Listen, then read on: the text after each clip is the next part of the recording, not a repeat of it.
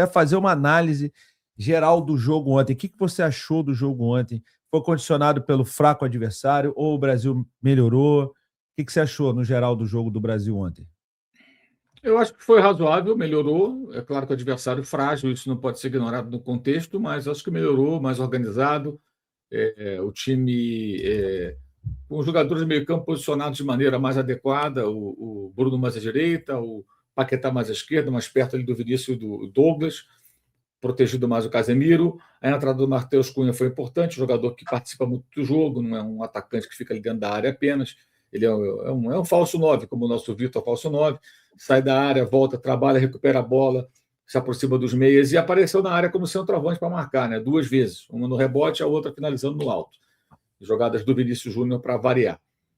Foi uma ótima atuação do Matheus, acho que o time mais organizado, com os laterais um pouco mais avançados, mas mantendo ali uma postura cautelosa com relação à defesa. Achei ok o primeiro tempo, bem ok.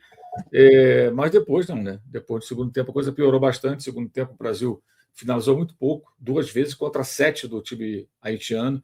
Alisson evitou um gol da equipe caribenha. Foi um jogo de queda acentuada no segundo tempo. E as trocas acho que não se justificam, porque os jogadores que entraram são os jogadores que querem espaço, querem mostrar serviço, e são muito melhores que o adversário. Qualquer formação do Haiti é pior do que qualquer formação do Brasil. Então, achei que no segundo tempo houve uma queda, o Brasil perdeu a oportunidade de fazer um placar elástico, que seria importante para aumentar as possibilidades de ser o líder da chave, né?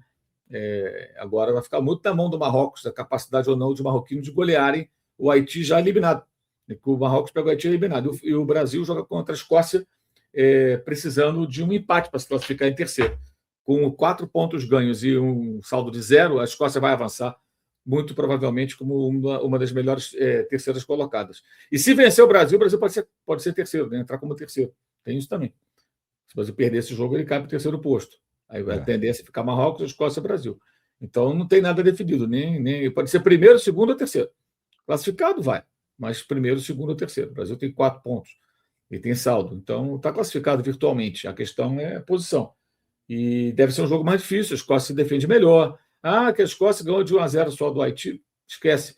Ontem mesmo, você vê, tomaram um gol com 1 minuto e meio do Marrocos e depois eles conseguiram suportar ali uma certa pressão. O Marrocos perdeu gols. Depois eles começaram a ir para cima, começou a botar atacante e poderiam ter empatado numa bola daquela. O time da Escócia joga desse jeito, nunca sabe se defender melhor. Não deve dar espaço, como o Haiti deu muito espaço para o Brasil, que é um time que joga basicamente em transição. Até isso a gente sempre falou, desde que o Ancelotti foi contratado, eu falo. O Brasil vai ser um time de menos posse de bola e mais transição, especialmente contra adversários mais fortes. Por quê? Característica do técnico dos principais atacantes do Brasil. São velozes, jogadores que gostam de espaço. Não vai ter espaço contra a Escócia. E mesmo que faça 1-0 rápido, como ontem o Marrocos fez, não vai mudar nada a postura dos escoceses. Porque eles sabem que se toma um gol no começo e eu saio, eu tomo o segundo. Aí acabou. Se eu estou perdendo de 1-0, eu estou no jogo, eu estou dentro.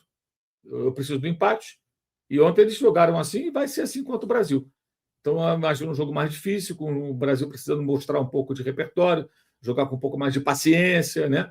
Algo que diferente do que nós vimos ontem. O adversário, de fato, facilitou muito.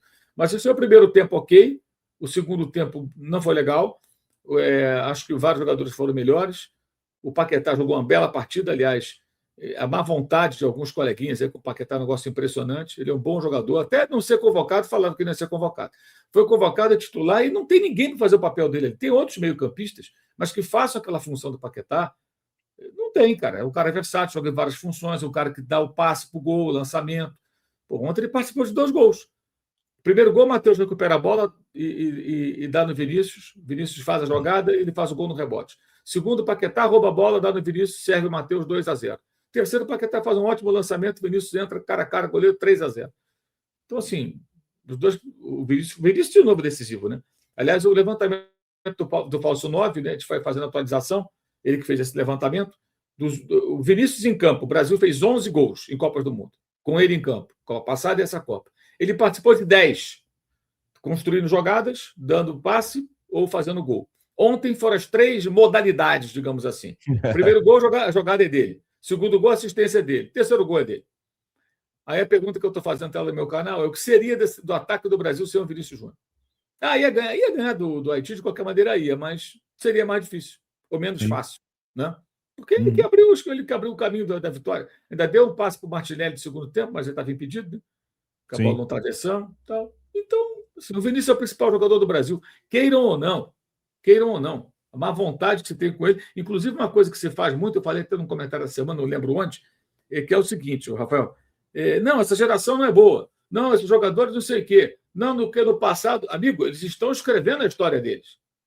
Esses caras estão escrevendo a história deles. O Hendrick está começando a escrever a história. O Vinícius está em curso. O Paquetá está em curso. Ainda está rolando, né? O Matheus Cunha está em curso. O próprio Rafinha. Eles estão jogando. Aí você olha para trás e compara com um cara que já jogou, já ganhou uma Copa. Pode ser que não ganhe essa, pode ganhar outra. O Messi não ganhou com 35 anos. Porra. Então, assim, essas comparações não têm cabimento. No sentido assim, o cara fez na carreira. Está comparando um que já fez com o que ainda está tentando construir a sua carreira, está construindo. E ainda assim o Vinícius, o único brasileiro a marcar gols em 2 finais de Champions League, eleito melhor lá pela FIFA, campeão várias vezes pelo Real Madrid, jogador importante, um dos principais jogadores do Real Madrid. O que mais tem que fazer para reconhecer que o cara é bom? Não joga na seleção. Não joga. Quem joga na seleção brasileira? Eventualmente um outro jogador se destaca. Mas a seleção teve 4 técnicos nesse ciclo de Copa. Mudou 3 vezes de presidente da CBF. Sai o Ginaldo, volta o Ginaldo. Sai o Ginaldo, volta o Ginaldo. Entra Chaúde, ninguém sabia quem era. Quer dizer, Landim um dia de Landim. Cada hora é um, cara. Quer dizer, é uma bagunça danada. Isso reflete no campo. Você pode falar assim, não, o Estevão jogou bem nas partidas do Concha. É verdade, você vai ter algumas exceções. Jogador que eventualmente vai lá, encaixa no jogo e tal. Mas não tem continuidade de trabalho. Agora, na hora mesmo de jogar, ele é super importante. E uma coisa que se faz com o Vinícius, desde a Copa passada, é ignorar esses números que o Falso 9 resgatou, e a gente está batendo muito nessa tecla, que são números da outra Copa. E o Tite sacava ele do time, porque era uma seleção que jogava para o Neymar, tinha que jogar para o Neymar. Mesmo contra a Croácia, tem uma jogada que o Vinícius está livre, o Neymar não dá a bola para ele. Está 0-0. Depois ele é sacado. Todo jogo tirava o Vinícius. E tinha que jogar para o Neymar. Era tudo para o Neymar. O Neymar passou a Copa do mundo inteiro tentando fazer aquele gol. Da arrancada lá contra a... Ele fez o gol, não adiantou nada. Foi eliminado logo depois. E não bateu o último pênalti, né? Deixou para ser o último lá, pelo jeito, não bateu. O Rodrigo perdeu, o Brasil foi eliminado, babau. Um abraço, né? Enfim.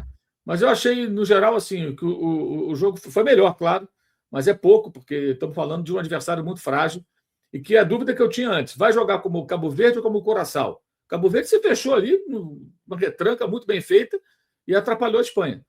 O Curaçao tomou 1-0 da Alemanha, empatou o jogo, achou que dava para jogar, tomou de 7. E tirou do Brasil, isso é que é o mais marcante, tirou do Brasil a exclusividade de tomar de 7-1 numa Copa do Mundo da seleção alemã. Agora, o Curaçao igualou o Brasil, que é uma grande sacanagem, com a trajetória daqueles que estiveram à frente da seleção em 2014. Essa foi a maior sacanagem do 7-1, Mauro. Pois é, pô. O Curaçao se igualou ao Brasil. Pode isso? Não pode. Podia ter tomado mais um, né? Eu torci para ficar em 6 ou 8, porque, pô, perdeu um pouco a graça, né? Pô? Até o Curaçao tomou de 7-1, pô.